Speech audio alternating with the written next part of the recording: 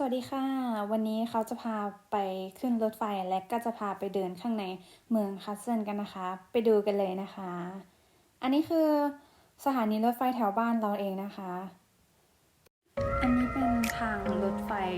ที่จะออกเข้าไปในตัวเมืองนะคะซีเฮนแบกจากซีเฮนแบกไปคัสเซิลแล้วก็ต่อไปจะเป็นวิวระหว่างทางสวยมากนี่นะคะเป็นวิวภูเขาแล้วก็มีหมู่บ้านเล็กๆเล็กๆเต็มไปหมดเลยนะคะ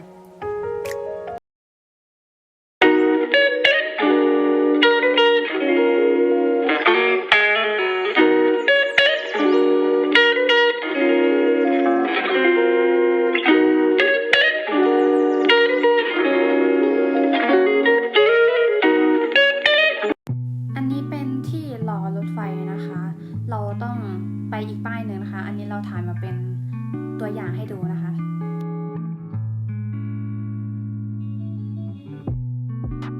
ต่อไปจะเป็นที่นั่งในรถไฟกันนะคะมีหลายที่นั่งมากเลยและก็จะมีราวจับกดกิ่งด้วยนะคะ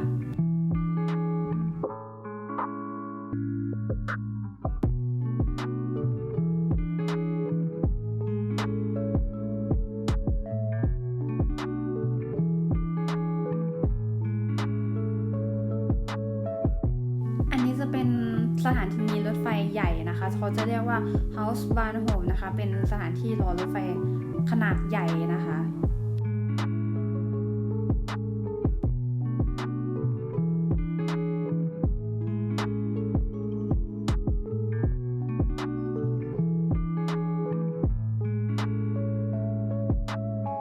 ตอนนี้รถไฟกำลังเลื่อนเข้าอุโมงค์แล้วนะคะนี่ก็จะเห็นเราถ่ายรูปอยู่นะคะถ่ายคลิปสิ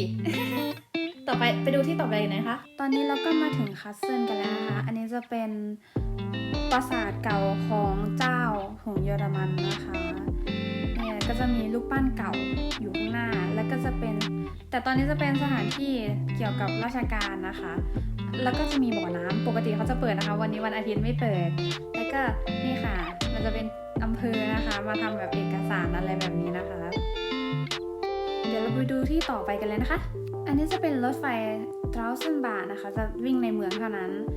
แล้วก็จะมีอันนี้เป็นบรรยากาศภายในเมืองที่เราไปเดินนะคะก็จะมีห้างมีร้านค้าเต็มไปหมดเลยนะคะ For the time stops for no one.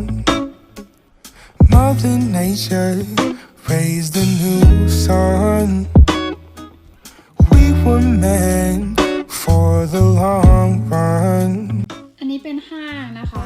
ข้าวหมูเราก็จะเดินไปที่ต่อไปกันเลยนะคะ Don't forget to mention divine intervention. อันนี้ร้านแว่นของโอปาโอมานะคะนุ่นก็อันนี้เป็นร้านเสื้อผ้ามีแต่เสื้อผ้าสวยๆ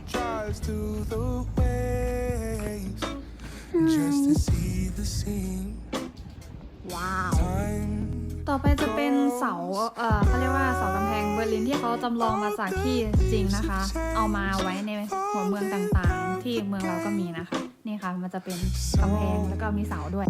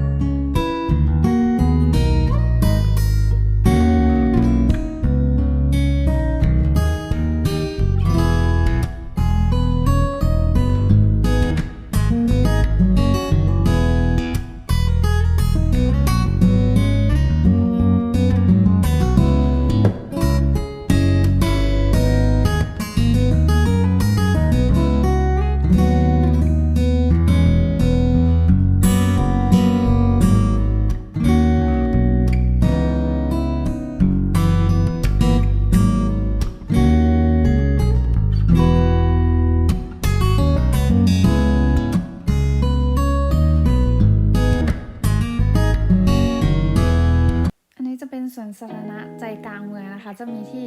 วิ่งเล่นมีที่นั่งแล้วก็จะมีที่ให้แสดงความสามารถพิเศษด้วยนะคะ อันนี้เป็นตู้ ATM นะคะ เราก็จะมากดเงินที่นี่ได้นะคะ แล้วก็เสียบบัตรเข้าไปเลยนะคะ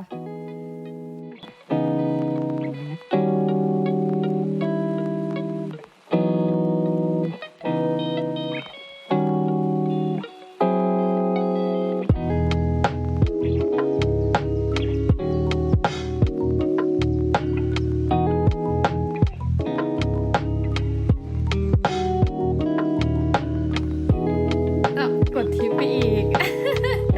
ก็ต่อไปที่ไปดูที่ต่อไปกันเลยนะคะ ต่อไปจะเป็นตึกเกี่ยวกับไอทีเทคโนโลยีนะคะ เรามาซื้อโทรศัพท์ซัมซุงอะไรที่นี่ได้นะคะ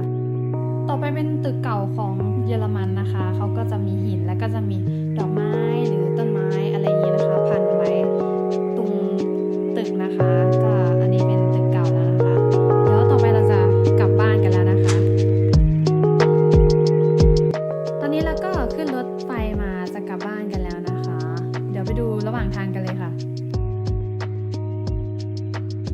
นี่เรา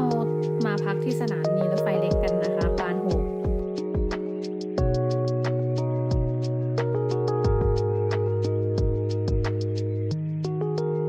ตอนนี้รถไฟมาจอดที่สถานีรถไฟบ้านเราแล้วนะคะ อันนี้เป็นตู้กดบัตรซื้อตั๋วนะคะ แล้วก็จะมีตู้ตอกบัตรนะคะ แล้วเราก็ไปรอที่ประตูให้